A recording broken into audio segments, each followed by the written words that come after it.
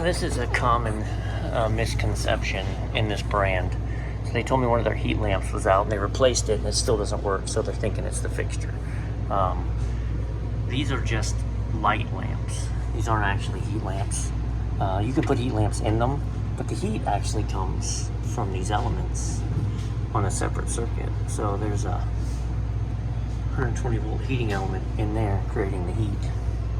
But let's kill the power and get in there and see why she's not lighting. All right, I'll show you with a new unit what it was. Real simple, but I couldn't really get in there to show you, so I'll pull a new socket and show you what it was. All right, so let me show you this with a new socket so you can, in case you didn't know this is how this works. If you have a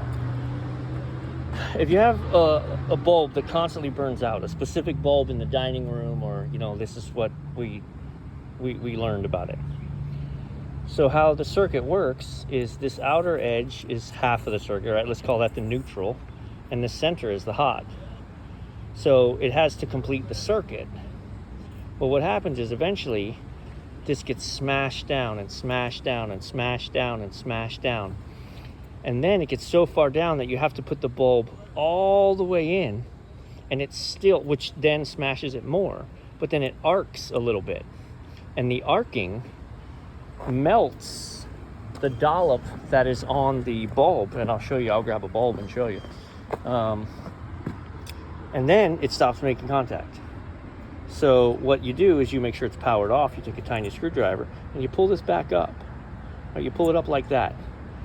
Then you start your bulb in, and then you power it on. And then you tighten the bulb until the bulb feels tight, but it's not seated, because you want it to be up a little bit, and that gives you the spring. And 95% of the time, I can fix a trouble light bulb, which is unbelievable how often that happens, where owners are like, this bulb in the track lights always burns out. And all you got to do is get in there and pry that up, and then you'll be good to go. So